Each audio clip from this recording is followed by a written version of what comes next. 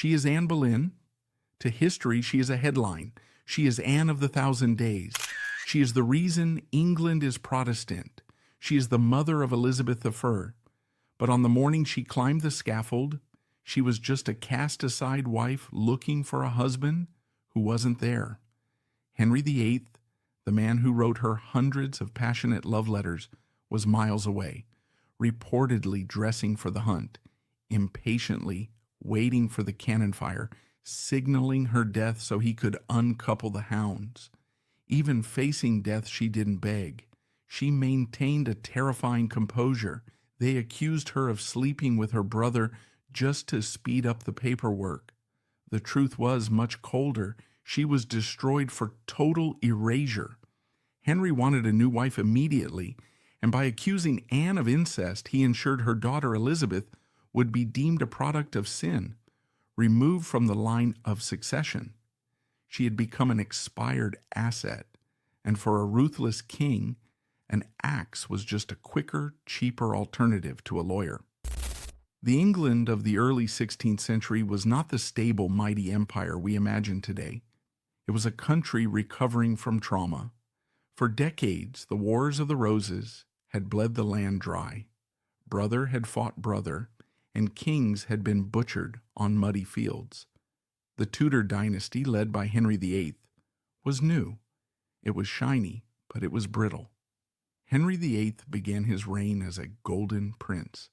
He was 6 feet tall, athletic, handsome, and intellectual, a Renaissance man in every sense. He was the sun around which the entire galaxy of the English court revolved. But deep down, there was a kernel of fear in Henry's heart. He knew that without a son, a legitimate male heir, the moment he died, the knives would come out. England would plunge back into civil war. For years, Henry had been married to Catherine of Aragon. She was a Spanish princess of immense dignity, a daughter of warrior monarchs. The people loved her. She was pious, she was loyal, and she was royal blood. But the royal nursery was silent. The cradles were empty. Son after son had been born, only to die within days or weeks. It was a tragedy that slowly calcified into a political crisis. Only one child survived, a daughter, Mary. In Henry's mind, and in the minds of his advisors, a girl could not rule England. A queen regnant was unnatural. It would lead to chaos. Henry began to believe that his marriage was cursed by God. He began to look at Leviticus in the Bible, convinced that because Catherine had briefly been married to his dead brother Arthur, he was living in sin. The king was anxious. The court was tense. The atmosphere was one of desperate ambition and religious upheaval. And into this powder keg walked the Boleyns. Anne was not born into royalty. She was born into the striving class. The Boleyns were an old Norfolk family, respectable but not grand. However, they had something more valuable than ancient blood. They had an insatiable hunger for advancement. Her father, Sir Thomas Boleyn, was the architect of the family's rise. He was not a man content to sit in the countryside and count his sheep. He was a diplomat, a linguist, and a man who understood that in the Tudor court, you were either climbing or you were falling. There was no middle ground. He wanted power, and he knew the currency of power was proximity to the king. Anne was born at the family seat, Hever Castle in Kent, likely around the year 1501, though the records are so sparse that historians still argue over the date. Hever was a comfortable place surrounded by a double moat, nestled in the green garden of England. But Thomas Boleyn had no intention of letting his daughters, Mary and Anne, become mere country wives. He saw them as dynastic assets. In the ruthless chess game of politics, intelligent and beautiful daughters were pieces to be moved across the board to secure alliances. While other English girls of her station were learning needlepoint, making jams, and preparing to run a household, Thomas Boleyn had a different vision for Anne. He recognized early on that she possessed a sharp mind. She was quick-witted, observant, and had a spark in her dark eyes that hinted at a formidable intelligence. He decided to cultivate her talents abroad. This is the crucial turning point in Anne's life, the moment that separated her from every other woman at the English court. She was sent away to be educated on the continent. This was rare.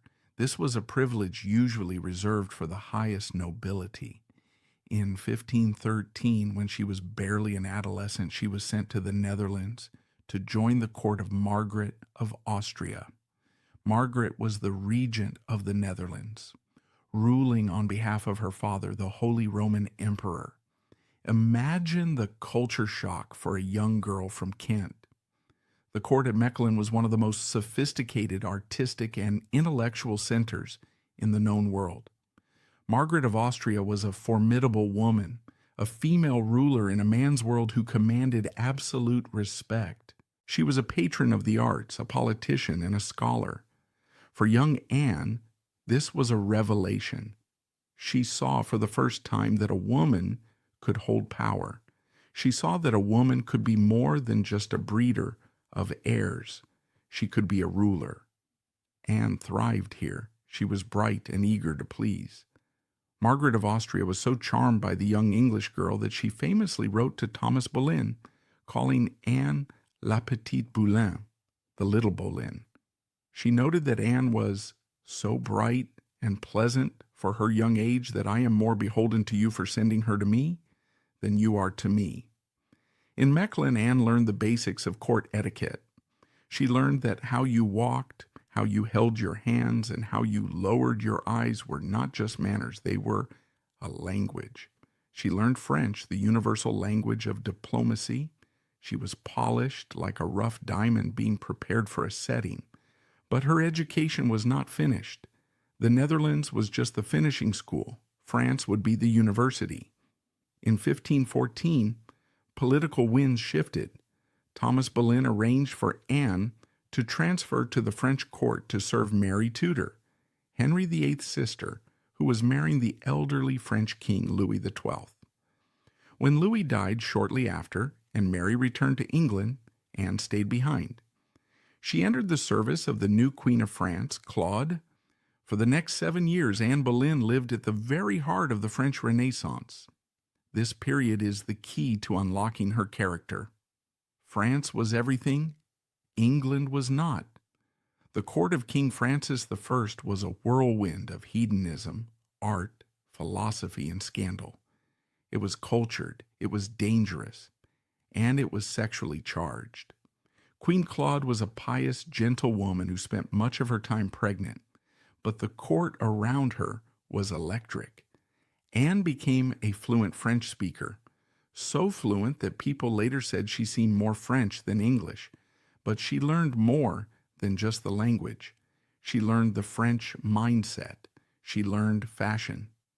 She adopted the French hood, which exposed the hair and framed the face, rejecting the stifling gable hood headdresses popular in England that made women look like nuns. She learned to dress with a flair that was provocative yet elegant. She learned music and dance. She became an accomplished lute player and a singer. But more importantly, she learned the art of conversation. In England, women were expected to be seen and not heard. In France, a woman was expected to be witty. She was expected to hold her own in a debate, to make double entendre, to tease and to charm. It was here that Anne mastered the game of courtly love. In the French tradition, romance was a highly stylized game. It wasn't about immediate consummation. It was about the chase. It was about the man declaring his undying misery and the woman playing the elusive, cruel mistress. It was a dance of power. The woman held the cards. She distributed her favors, a ribbon, a smile, a glove, sparingly. Anne learned that by withholding herself, she increased her value. She learned that men wanted what they could not easily have. But there was a deeper, more dangerous current running through the French court, one that would eventually lead Anne to her doom. While serving Queen Claude, Anne also came into contact with the circle of Marguerite de Navarre, the king's sister. Marguerite was a brilliant intellectual and a patron of the new religion. Europe was on the brink of the Reformation. Martin Luther had nailed his theses to the church door. Ideas were spreading like a virus, dangerous, seditious ideas. Men were whispering that the Pope was corrupt. They were saying that the Catholic Church was hoarding the truth. They argued that ordinary people should be able to read the Bible in their own language, not just Latin. In Marguerite's salon, Anne was exposed to these evangelical ideas. She read the Bible in French. She heard debates about the nature of the soul and the authority of the king versus the authority of the Pope. This was radical stuff. For a young woman to be interested in theology was unusual. For her to be interested in heretical theology was dangerous. But Anne had an inquisitive mind. She absorbed these ideas. She began to believe that faith was a personal matter between the individual and God. She began to see the corruption of the clergy with clear eyes. By the time she was recalled to England in 1522, Anne Boleyn was a completely different creature from the girl who had left Hever Castle. She was 21 years old. She was sophisticated, fashionable, and intellectually sharp. She was a carrier of the Renaissance virus. She wasn't a classic beauty by the standards of the time. The ideal beauty in the 16th century was a pale, blonde, blue-eyed English rose. Anne had a swarthy olive complexion. Her hair was dark, almost black. Her eyes were her most striking feature, black and beautiful, as contemporaries described them, and she knew how to use them to devastating effect.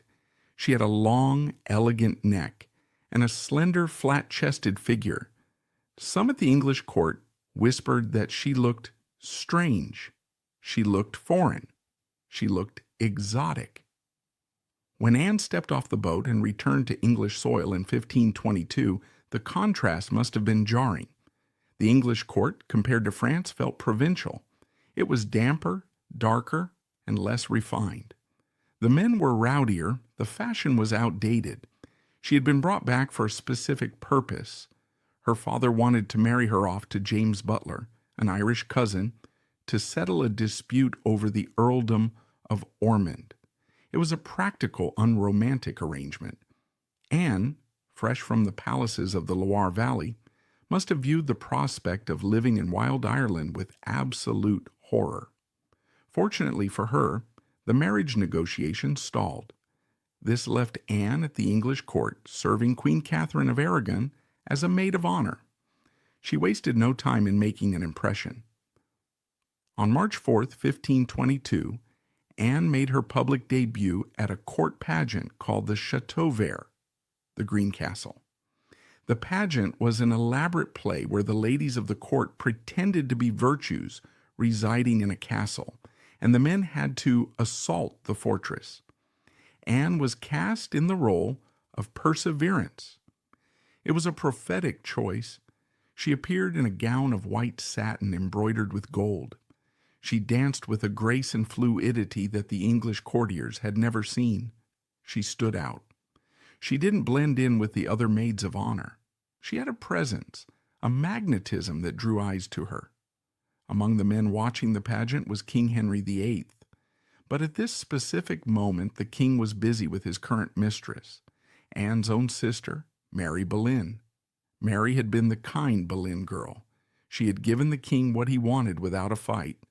She had warmed his bed, borne him 2 children who were never acknowledged, and had been quietly set aside when the king's interest waned. She was a cautionary tale walking through the halls of the palace, a used woman with a ruined reputation. Anne watched her sister. She saw the humiliation. And somewhere, deep in her calculating mind, a steel door slammed shut. She looked at Mary's fate and made a silent vow that would change history. I will not be a mistress. I will not be used. If I play this game, I will play to win. With that silent vow locked away in her heart, Anne stepped out of the shadow of her sister's disgrace and into the dazzling, treacherous light of the English court. She was armed with French wit, dangerous ideas, and a steely resolve never to be a victim. But even the most calculated strategies can be derailed by the one variable Anne hadn't accounted for, her own heart. Before she would face the king, she would have to face a different kind of trial, a forbidden romance that would teach her just how cruel the game of power could truly be. The year was 1523. The English court was a place of pageantry and velvet whispers, but beneath the surface it was a pit of vipers. Anne Boleyn, fresh from the sophisticated salons of France, was now a maid of honor to Queen Catherine of Aragon. She moved through the corridors with a peculiar grace, her French hood setting her apart from the sea of English gabled headdresses, her dark eyes observing everything. She was not yet the woman who would break the church. At this moment, she was simply a young woman in love, and that love would be the first casualty in her education of power. While history remembers Anne as the woman who bewitched a king, her own heart initially beat for a man of her own station, Henry Percy. He was the heir to the earldom of Northumberland, a young man of immense wealth and future influence. He was part of the household of Cardinal Thomas Wolsey, the Lord Chancellor and the most powerful man in England, aside from the king himself. Anne and Percy met in the antechambers of the palace. It was a classic court romance, stolen glances, whispered conversations while the queen played cards, hands brushing against each other during dances. It was passionate, and by all accounts it was sincere. They were young, they were well matched, and in their youthful naivety they made a secret pledge to marry. In the eyes of the church, a pre-contract like this was binding. They considered themselves husband and wife in spirit, if not yet in law. But they had forgotten the golden rule of the Tudor aristocracy. Marriage was not about love. It was about land, titles, and alliances, and they had certainly forgotten to ask permission. When Cardinal Wolsey discovered the secret betrothal, his wrath was biblical. He saw it as a disruption of his own political machinations. He summoned young Percy and humiliated him in front of the servants, calling him a proud, presumptuous, disdainful, and very unthrift boy. He threatened to disinherit him. But Wolsey didn't stop there. He sent for Anne's father. Sir Thomas Boleyn, ever the pragmatist, did not defend his daughter's heart. He sided with power. Anne was verbally lashed, the betrothal was forcibly broken, and Percy was quickly married off to a daughter of the Earl of Shrewsbury, a loveless match that would make him miserable for the rest of his life. Anne was banished. She was sent back to Hever Castle in disgrace. As she rode away from the court, leaving behind the man she loved, a seed of bitterness took root in her soul. She blamed Cardinal Wolsey for destroying her happiness. She saw him as the embodiment of clerical arrogance, a butcher's son who wore red silk and thought he could play God with people's lives. She reportedly swore vengeance. "If it ever lies in my power," she is said to have whispered, "I will work the cardinal as much displeasure as he has done to me." It was a lesson she would never forget. In this world, you are either the hammer or the anvil. If you do not hold power, you will be crushed by those who do.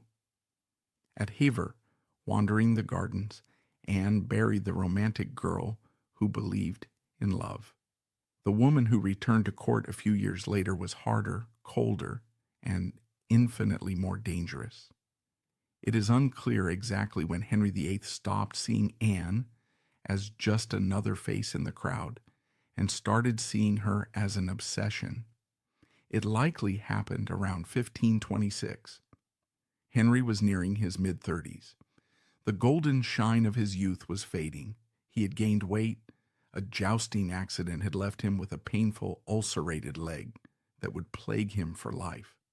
But his biggest wound was invisible, the lack of a son. His marriage to Catherine of Aragon had become a source of deep melancholy. She was 40 years old, past childbearing age. She had grown stout and pious, spending her days in prayer.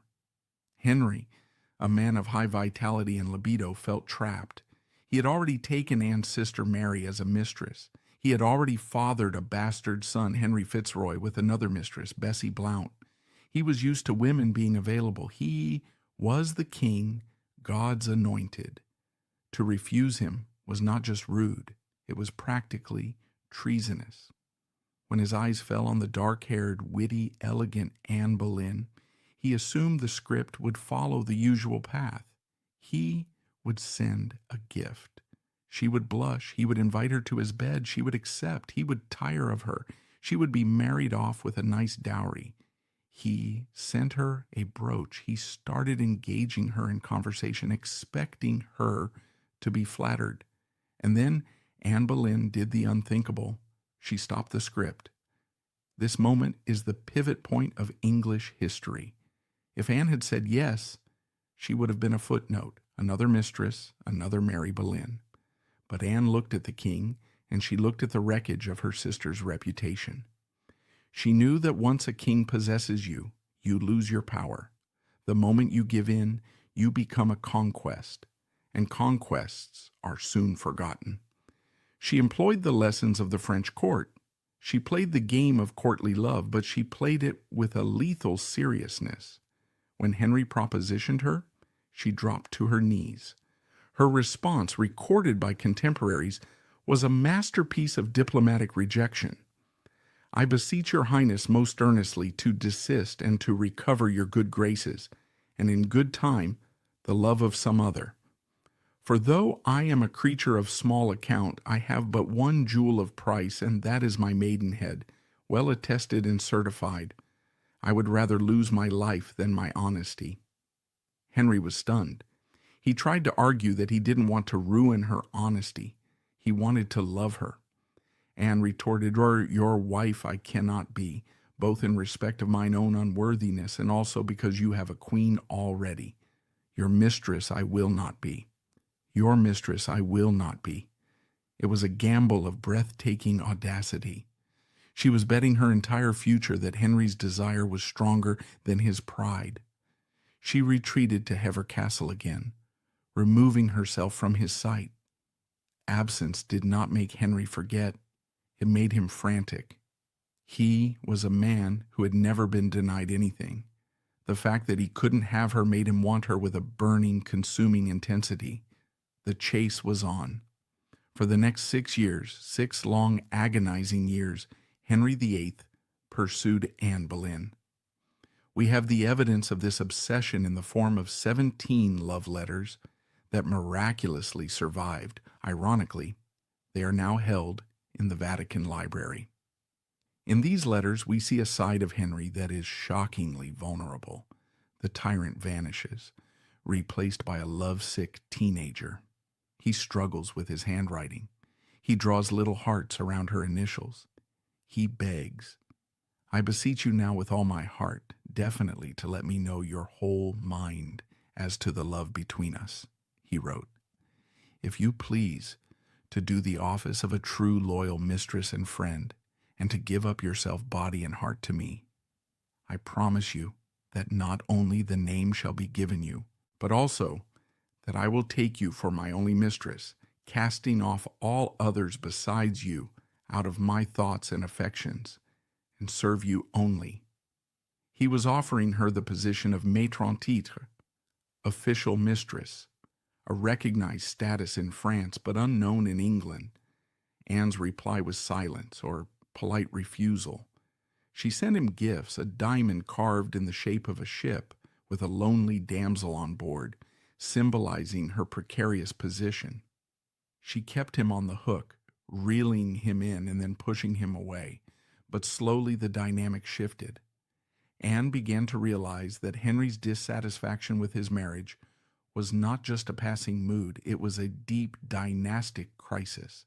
She saw an opening. If she played this perfectly, she wouldn't just be a mistress. She could be queen. Anne was not just a pretty face. She was an intellectual partner. During those long years of courtship, She and Henry spent hours talking. They talked about theology, about politics, about the state of Europe. Anne began to carefully introduce Henry to the new learning, the Protestant ideas she had absorbed in France. She knew Henry was a devout Catholic. He had even been named Defender of the Faith by the Pope for writing a book against Martin Luther. But she also knew he loved power. One day, she handed him a banned book, The Obedience of a Christian Man by William Tyndale. This book was dangerous heresy. It argued that the king, not the Pope, should be the supreme authority over the souls of his subjects. It argued that the Church had usurped the power of monarchs. Anne marked specific passages with her fingernail and handed it to Henry, saying, "This is a book for all kings to read." Henry read it, and the light bulb went on. "By the help of God," he reportedly said, "this is strictly true." It was the solution to all his problems. If the Pope had no authority, then the Pope could not tell him he couldn't divorce Catherine. If the king was the head of the Church, the king could grant his own divorce. He could marry Anne. He could have a son. He could be rich with the Church's money. Anne had handed him the key to his own cage. As Anne's influence grew, her old enemy, Cardinal Wolsey, began to panic. He had been trying to secure a divorce for Henry through the usual diplomatic channels in Rome, but the Pope was effectively a prisoner of Catherine of Aragon's nephew, the Holy Roman Emperor Charles V. The Pope could not grant the divorce without offending the emperor. The proceedings dragged on. A court was set up at Blackfriars in London to hear the case. Queen Catherine appeared and gave a speech of heart-wrenching dignity, kneeling at Henry's feet and swearing she had been a virgin when they married. The people cheered for her. The case collapsed. The Pope recalled the matter to Rome. Henry was furious. He needed someone to blame. Anne saw her chance. She and her faction, the Boleyns and the Dukes of Norfolk and Suffolk, poisoned the king's ear against Wolsey. They whispered that Wolsey was delaying on purpose, that he was loyal to the Pope over the king. "He is the night crow," Anne reportedly called him. In 1529, the great cardinal fell. He was stripped of his titles and his wealth. York Place, his magnificent palace, was confiscated by the king and given to Anne, who would rename it Whitehall. Wolsey died on his way to face trial for treason. Anne had fulfilled her vow. She had destroyed the man who had crushed her first love. She was now the most powerful person in England after the king. With Wolsey gone, a new man stepped into the vacuum, Thomas Cromwell. Cromwell was a blacksmith's son, a mercenary, a lawyer, and a genius. He was a pragmatist who saw the world in terms of statutes and laws. Anne and Cromwell formed a formidable, albeit temporary, alliance. They had the same goal: break Rome. Cromwell drafted the legislation. Anne provided the will. Together they dismantled the English church brick by brick. They cut off the payments to Rome. They declared that the king was the supreme head of the Church of England. It was a revolution, and it was all being done for the sake of a woman. By 1532, the great matter was coming to a head. Henry was no longer hiding his intentions. He paraded Anne openly as his consort, treating Catherine of Aragon with cold cruelty, banishing her from court, and separating her from her daughter Mary. In September 1532, Henry bestowed upon Anne a singular honor. In a grand ceremony at Windsor Castle, she was created the Marquess of Pembroke. Note the title, not Marchioness, but Marquess. It was a male title. It carried with it lands, wealth, and status in her own right. It was Henry's way of saying that she was no longer a commoner. She was nobility equal to the highest peers in the realm. During the ceremony, she wore a crimson velvet robe lined with ermine and a coronet of gold. She accepted the patent of nobility from the king's hands. It was the dress rehearsal for the crown. In October 1532, Henry and Anne traveled to Calais, which was then English territory, for a diplomatic summit with the King of France.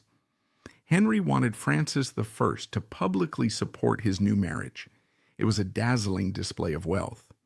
The Field of the Cloth of Gold was recreated in spirit. Anne, now the Marquis of Pembroke, acted as the king's partner. She danced with the King of France. She was treated as a queen in all but name. And it was there, in the heady atmosphere of international diplomacy and triumph, that the walls finally came down. After 6 or 7 years of resistance, Anne Boleyn finally allowed Henry VIII into her bed. Why then?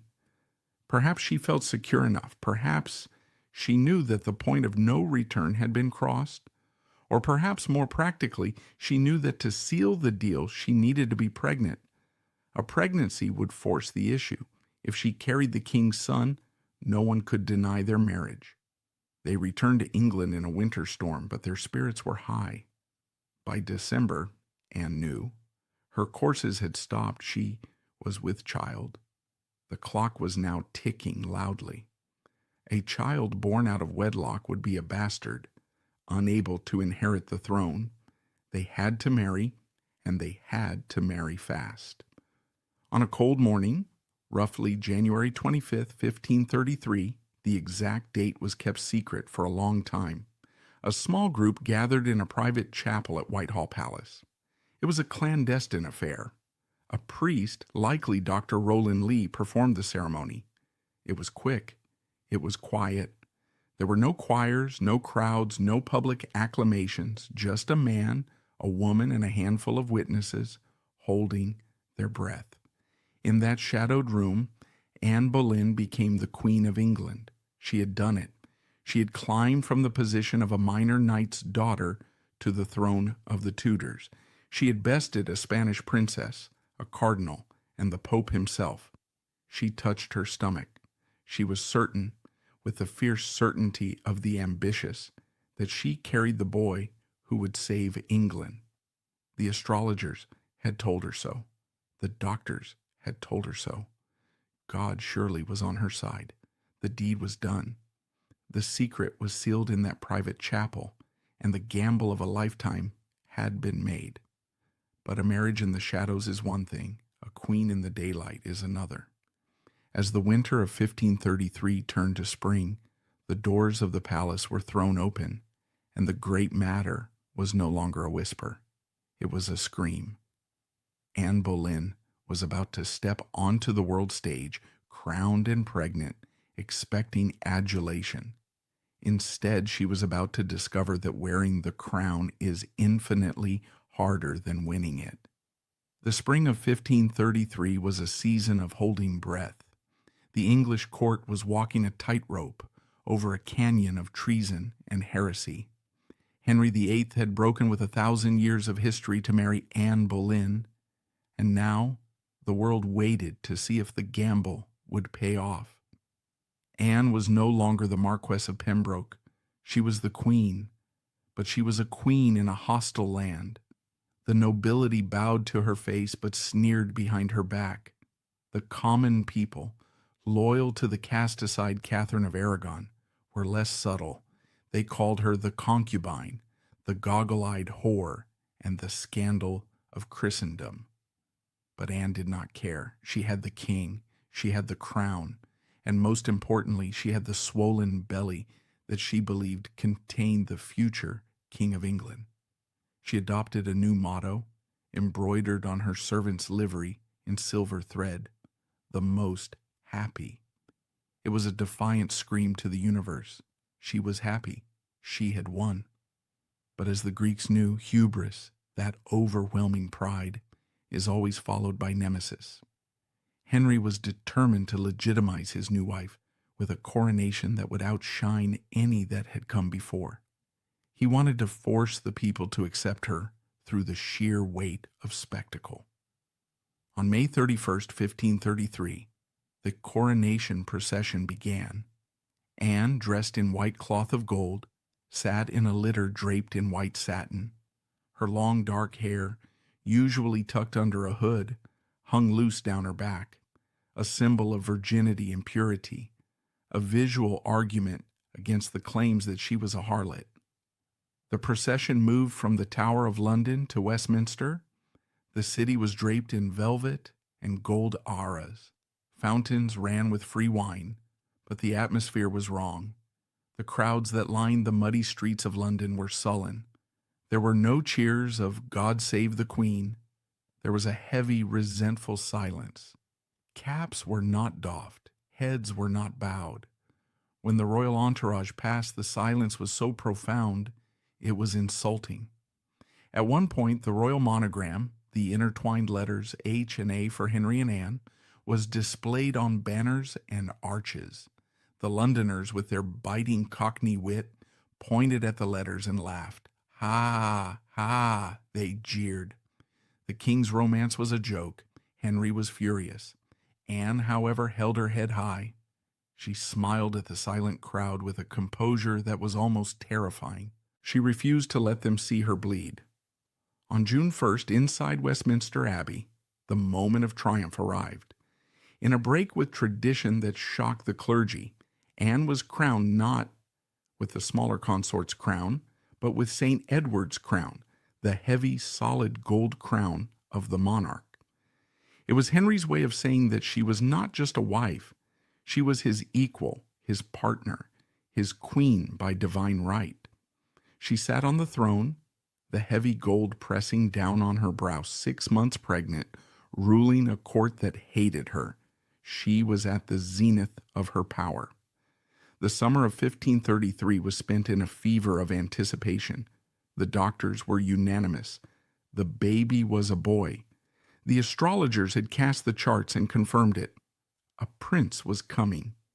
Henry was so certain that he had the official birth announcement letters written in advance, leaving a blank space for the word prince. A magnificent tournament was planned to celebrate the heir. The royal nursery at Greenwich Palace was refurbished with the finest tapestries. Henry felt vindicated. This boy would prove that God had blessed his new marriage and that the curse of Catherine of Aragon was lifted. On the afternoon of September 7th, 1533, Anne went into labor. The court waited. The cannons at the tower were primed to fire the salute, and then the cry of a baby echoed through the chamber. It was a healthy baby. It had red hair, like the king. It had long fingers, like the mother. It was strong and vigorous, but it was a girl. The silence that followed must have been deafening. The shock was absolute. The word prince on the announcement letters had to be hastily corrected to princess, princess. The extra S squeezed in awkwardly, a grammatical symbol of the king's crushing disappointment. The tournament was canceled. The bonfires were doused. Henry refused to attend the christening. He felt betrayed by God, by the stars, and perhaps irrationally by Anne. They named the child Elizabeth, after Henry's mother. No one looked at that red-headed infant and saw the greatest monarch in English history. They saw only a failure. They saw another girl in a dynasty desperate for a man. For Anne, the birth of Elizabeth was the first crack in the ice. She had promised Henry a son. She had failed. The witchcraft of her charm began to wear thin against the cold reality of dynastic biology. With the chase over and the prize won, the dynamic between Henry and Anne shifted violently. Henry was a man who enjoyed the pursuit. He liked the game of courtly love, the elusive mistress, the witty banter.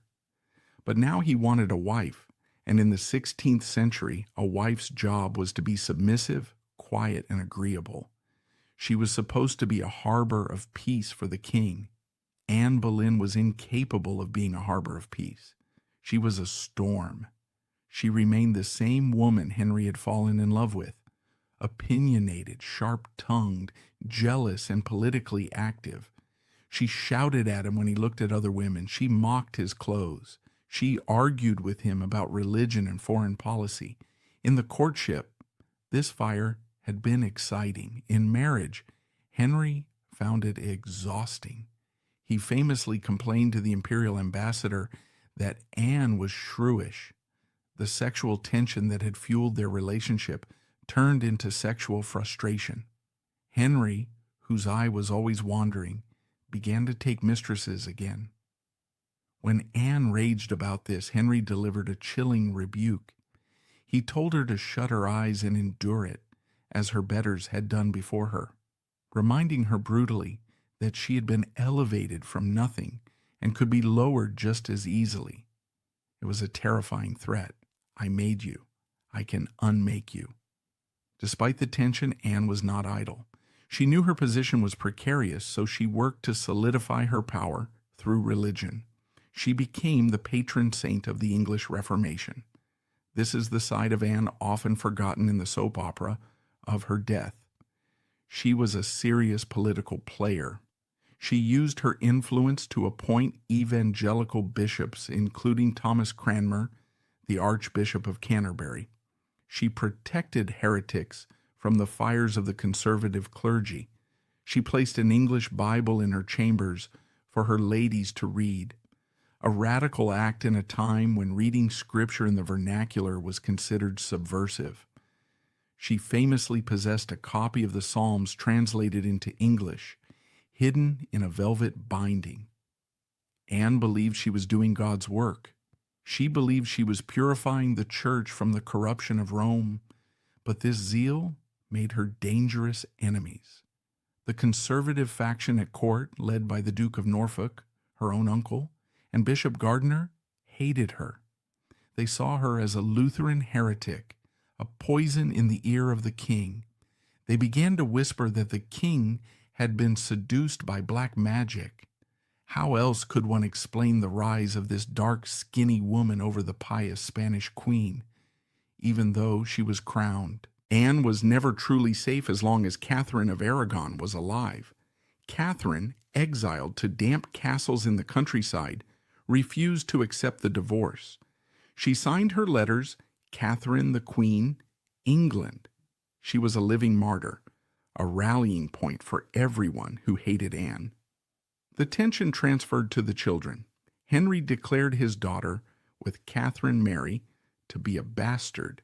She was stripped of the title princess and referred to simply as the Lady Mary. In a final act of spite, Anne demanded that Mary be sent to serve as a maid to the infant Elizabeth. It was a humiliation designed to break the girl's spirit. Mary, possessing the stubbornness of the Tudors and the pride of Spain, refused to acknowledge Anne as queen. Anne was terrified of Mary. She knew that if Henry died, the people would rally to Mary, not Elizabeth. Anne famously said, "She is my death, and I am hers." It was a chillingly accurate prediction. The years 1534 and 1535 passed in a blur of anxiety. Anne was pregnant again in 1534, but it ended in a miscarriage, possibly kept secret to avoid public embarrassment. The pressure was mounting. Henry was aging. His leg was ulcerating, causing him constant pain and foul moods. Then came 1536, the year that would run red with blood. It began with death. On January 7th, 1536, Catherine of Aragon died at Kimbolton Castle. When the news reached London, Henry and Anne did something that shocked the court.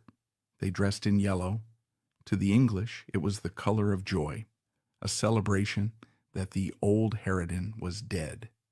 But to the Spanish and to many in the court who sympathized with Catherine, yellow was the color of royal mourning. It was a gesture that could be read two ways, as a final act of respect or as a cruel, dazzling mockery. Anne should have felt relieved. Her rival was gone, but in reality, Catherine had been her shield. While Catherine was alive, Henry could not divorce Anne without admitting he was wrong, effectively saying, "I shouldn't have left Catherine." That would mean going back to her, which his pride would never allow. But with Catherine dead, the slate was wiped clean. Henry was a widower. He was free to marry anyone. He didn't have to stay with Anne. And Henry already had someone in mind. Her name was Jane Seymour.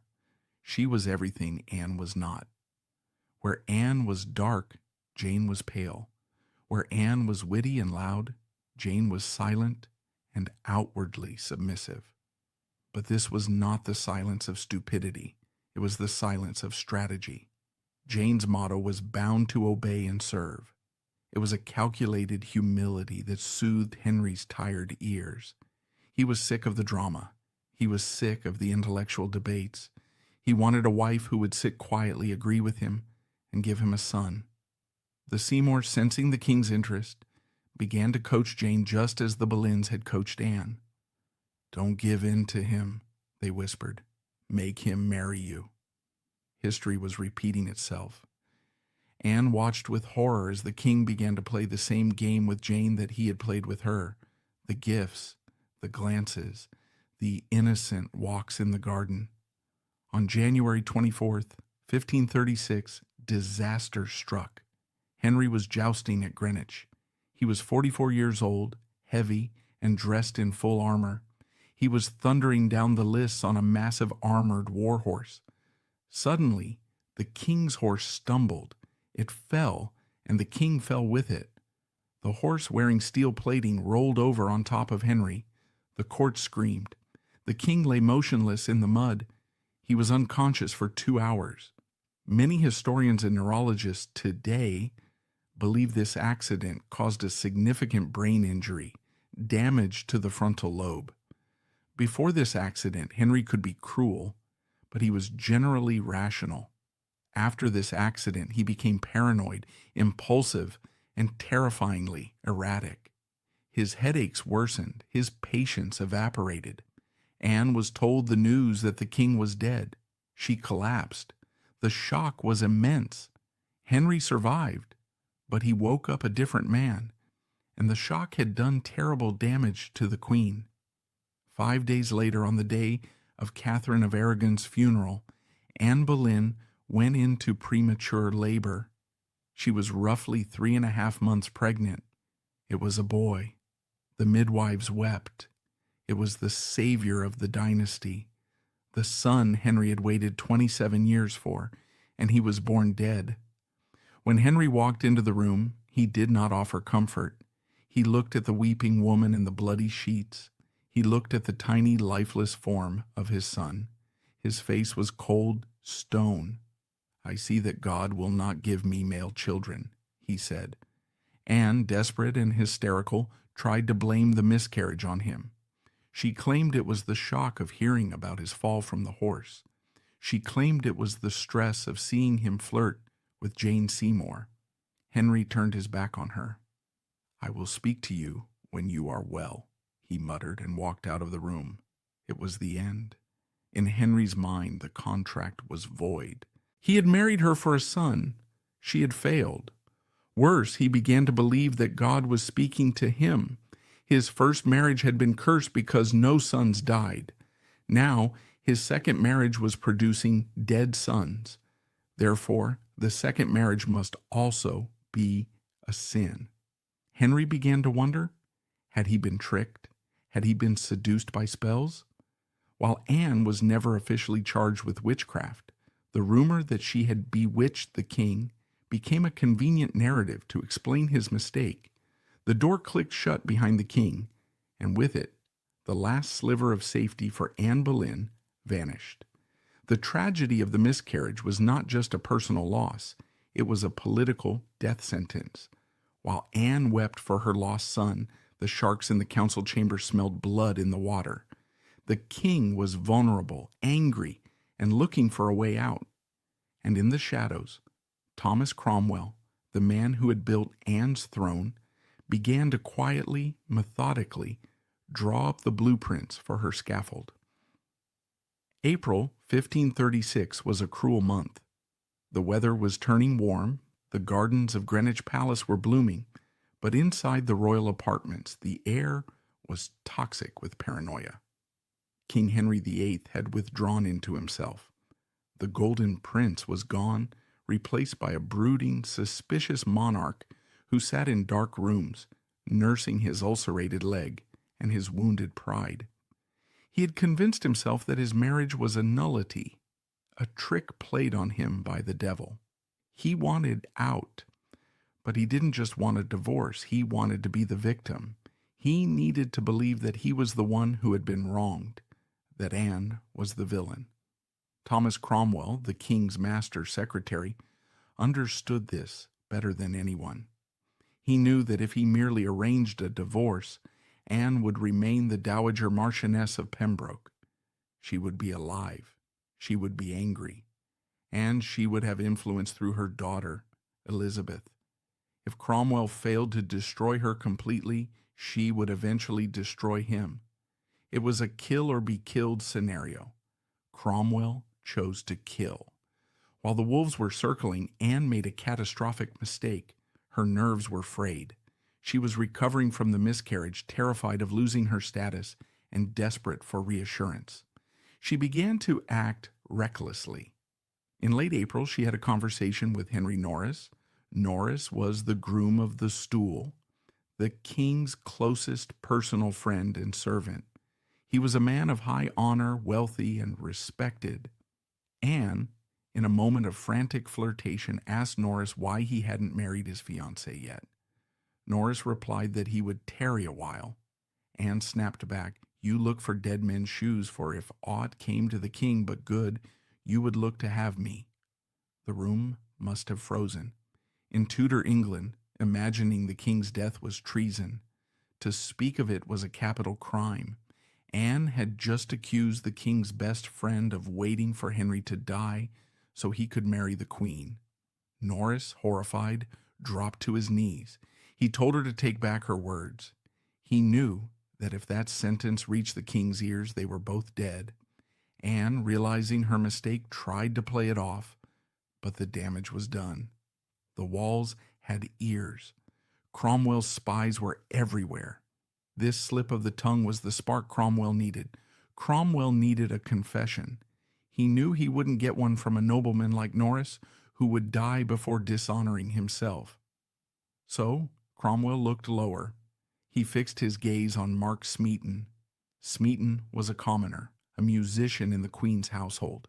He was talented, handsome, and proud, perhaps a little too proud for his station. He was often seen in the Queen's chambers, playing the lute and singing for her. On April 30th, 1536, Smeaton was invited to dine at Cromwell's house in Stepney. It was a trap. As soon as he arrived, the doors were locked. The questions began. "When did you sleep with the Queen?" Smeaton denied it. He was confused, then terrified. "We will never know exactly what happened in that room. The official records are silent on the methods used. But when Smeaton was taken to the Tower of London the next day, he was broken. Most historians believe he was brutally tortured. Pain has a way of extracting truth. Under agony, Smeaton confessed. Yes, he had slept with the Queen. Yes, 3 times. He provided the thread. Cromwell now had to weave the noose. May 1st, 1536. The traditional May Day tournament at Greenwich. The court was gathered in the viewing stands. King Henry and Queen Anne sat together in the royal box. To the observer, everything looked normal.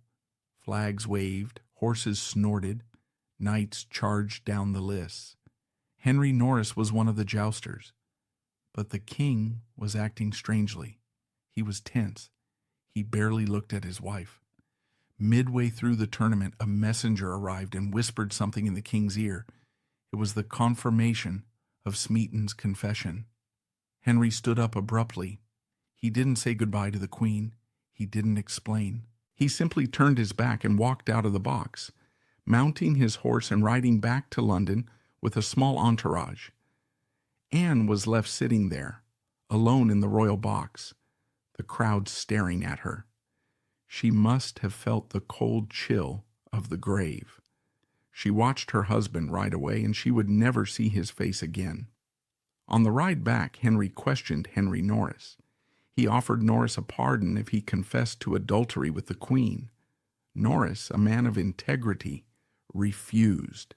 He swore on his soul that the Queen was innocent.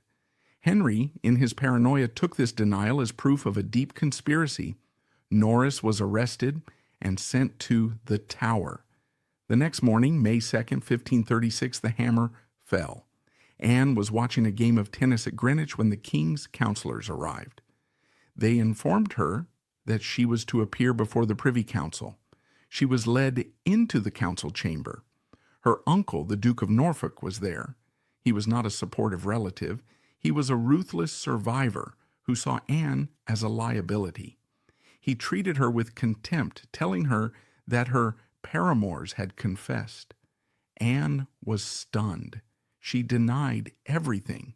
She laughed in their faces, hysterical with shock. They told her she was under arrest. At 2 p.m., the tide on the Thames turned. A barge was waiting. It was the same barge that had carried her to her coronation 3 years earlier. The irony was suffocating. They rowed her up the river to the Tower of London.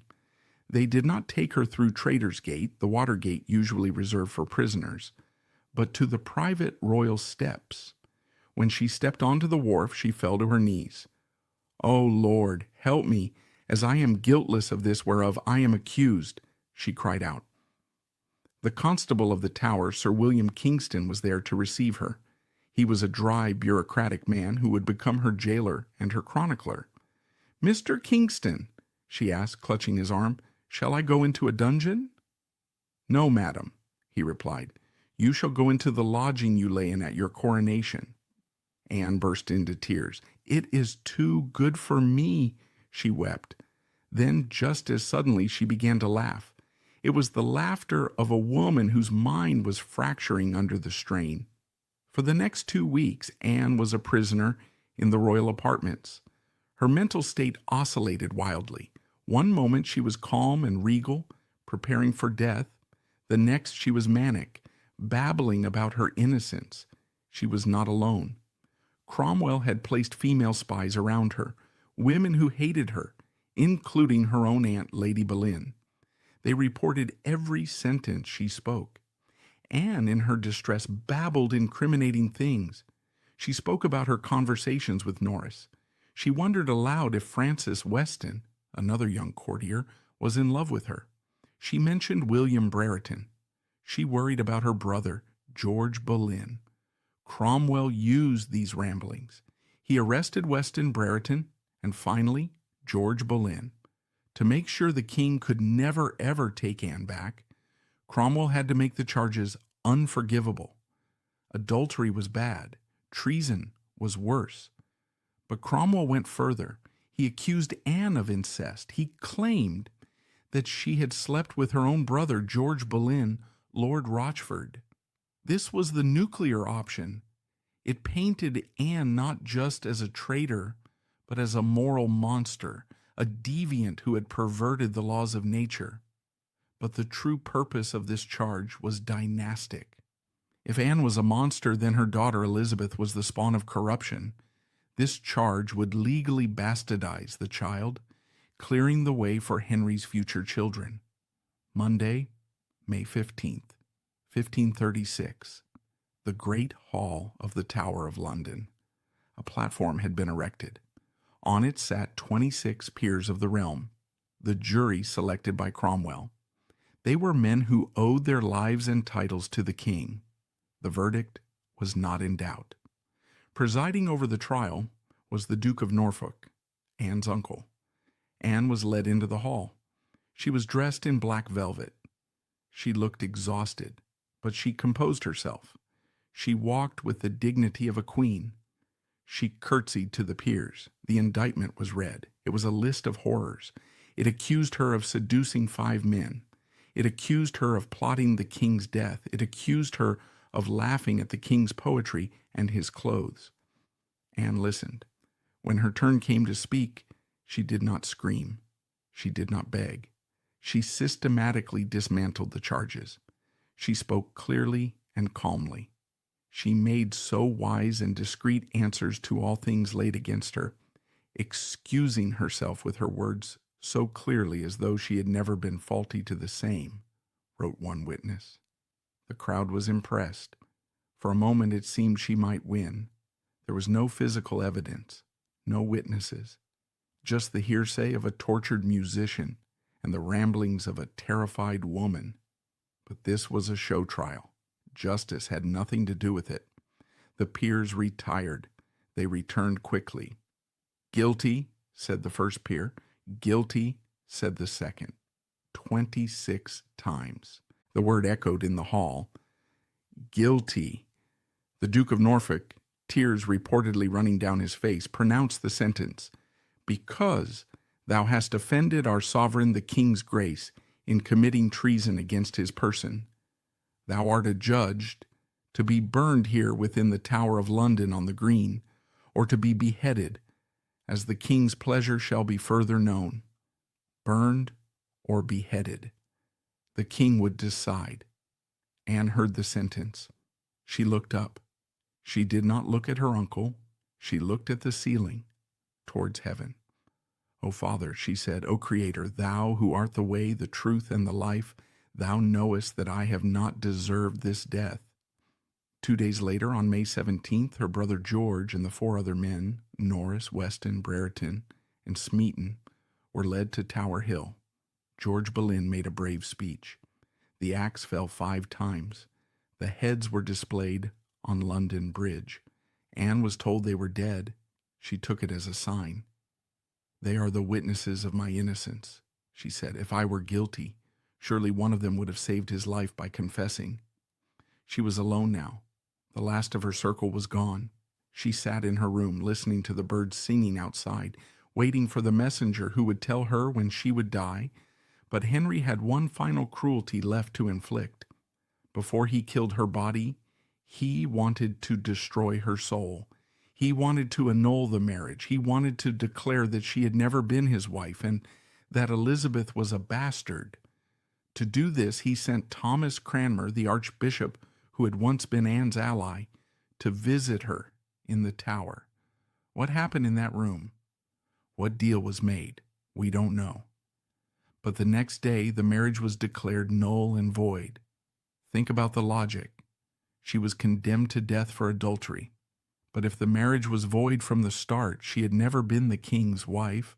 Therefore, she could not have committed adultery. It didn't make sense, but it didn't have to. The king wanted her dead, and he wanted her erased.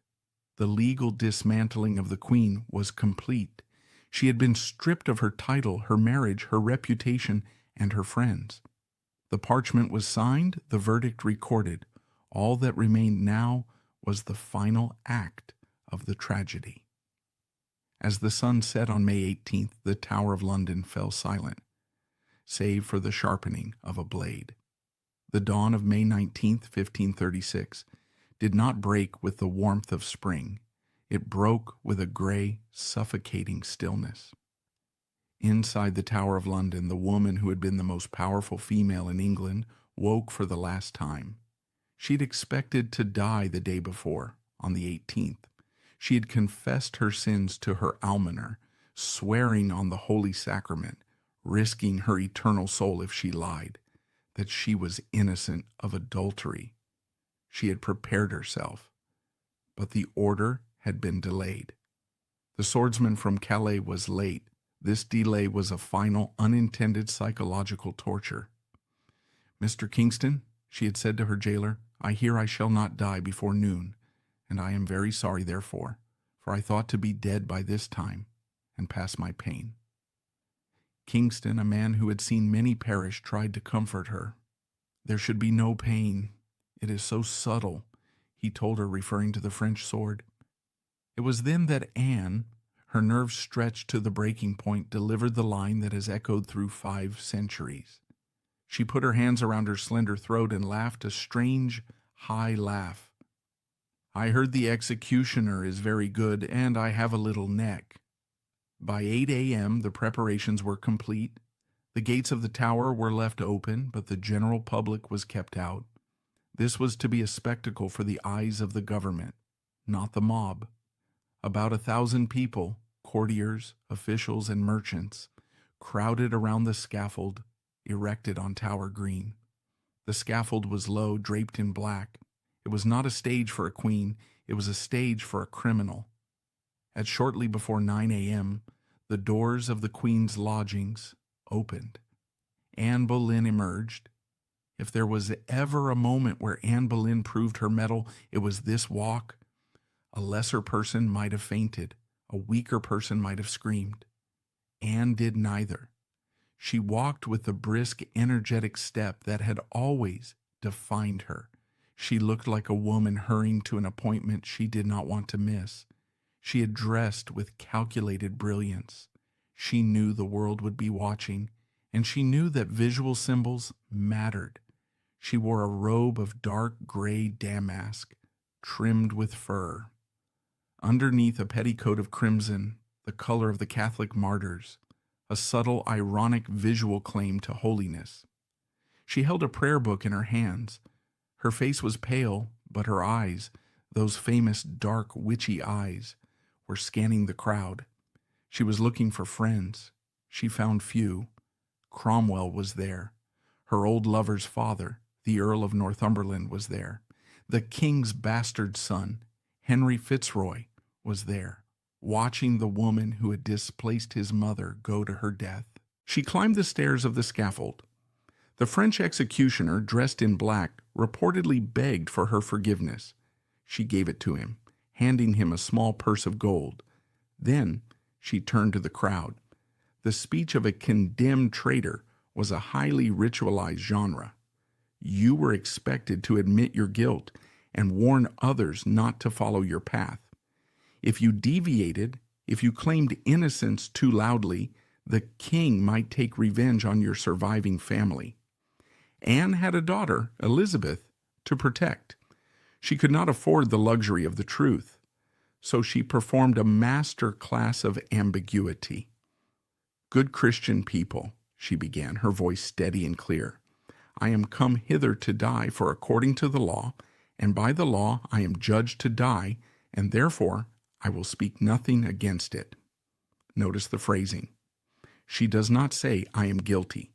She says she is dying according to the law. She acknowledges the legal reality, not the moral truth. She continued, I come here only to die, and thus to yield myself humbly to the will of the King, my Lord. And if in my life I did ever offend the King's grace, surely with my death I do now atone. And then, the lines that must have tasted like ash in her mouth. I pray God save the King and send him long to reign over you, for a gentler nor a more merciful prince was there never, and to me he was ever a good, a gentle and sovereign lord. It was a lie so colossal it was almost satire.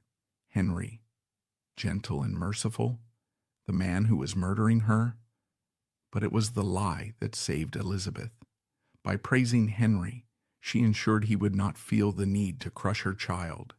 She asked for prayers, not for justice. And if any person will meddle of my cause, I require them to judge the best. She removed her ermine mantle. She took off her headdress. One of her weeping ladies handed her a white linen cap to tuck her hair away. She did not want the blade to catch on a stray lock. In England, victims usually knelt at a block and had to stretch their necks out, waiting for the axe. It was a clumsy, brutal position. But the French style was different. There was no block. The victim knelt upright, back straight, head held high. Anne knelt. Her ladies covered her eyes with a blindfold. The world vanished. All that remained was the sound of the wind in the trees and the murmuring of the crowd. She began to pray, repeating the words over and over frantically. To Jesus Christ I commend my soul. Lord Jesus, receive my soul. The executioner, Jean Rambaud, knew his business. He knew that victims often flinched at the sound of the sword being drawn or turned their heads at the last second, leading to a messy, hacking death. He needed her to be perfectly still. He had left his sword hidden in the straw at the base of the scaffold. He took off his shoes so he could move silently. While Anne was praying, to Jesus Christ, to Jesus Christ, Rambaud motioned to his assistant at the bottom of the steps. "Boy," he shouted suddenly, pointing to the side, "fetch me my sword." Anne, hearing the shout, turned her head slightly toward the sound, thinking the sword was still far away. Her neck was now perfectly positioned. Her mind was distracted. In that split second of distraction, Rimbaud pulled the heavy double-edged blade from the straw, swung it in a wide, silent arc, and struck. It was so fast that some said her lips were still moving when her head hit the straw. The cannon at the tower fired. The boom rolled across the Thames. At the palace, hearing the sound, Henry VIII reportedly looked at his hunting party and said, "The deed is done. Uncouple the hounds, and let us follow the sport." The aftermath was a disgrace. Henry had been so focused on hiring the swordsman that he had forgotten to order a coffin. The body of the Queen of England lay on the blood-soaked scaffold for hours while her ladies wept over it. Finally, someone found an old chest used to store arrows in the Tower armory. It was too short. They had to place Anne's head beside her legs to make her fit. They carried the chest into the chapel of St. Peter ad Vincula, a small church within the Tower walls. There were no hymns, no funeral mass. They pried up some flagstones in front of the altar and buried her in a shallow, unmarked grave. She was gone. The next day, Henry VIII betrothed himself to Jane Seymour. 10 days later, they were married. Henry began a campaign of erasure. He ordered Anne's portraits destroyed. He ordered her initials chipped off the stone walls of the palaces. Elizabeth was declared a bastard, stripped of her title, and sent away to the country, ignored by her father. The Boleyn family crumbled. Her father, Thomas, died 2 years later, in disgrace and without honor. The men who orchestrated her death, including Cromwell, eventually met their own grisly ends, leading to whispers of a Boleyn curse. Even in death, Anne was slandered as a six-fingered monster by Catholic propaganda, a myth finally debunked only in 1876, when her bones were exhumed and found to be delicate and perfect. But Henry failed to realize that you cannot bury a spirit like Anne's in an arrow chest. While he grew bloated and tyrannical, haunted by the wreckage of his choices, the bastard daughter he ignored was watching. Elizabeth grew up with her mother's intelligence and her father's fire. She learned the lesson Anne died to teach her: trust no one, keep your own counsel, rule alone. When Elizabeth became queen in 1558, she didn't talk much about her mother. It was still too politically sensitive. But she quietly rehabilitated Anne's memory. She adopted her mother's badge, the falcon. She promoted her mother's relatives. And when Elizabeth died in 1603, an old woman who had ruled England for 45 glorious years, they found a ring on her finger.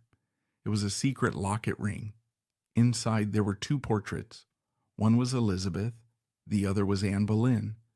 For nearly half a century, the Virgin Queen had been looking at her mother's face every day.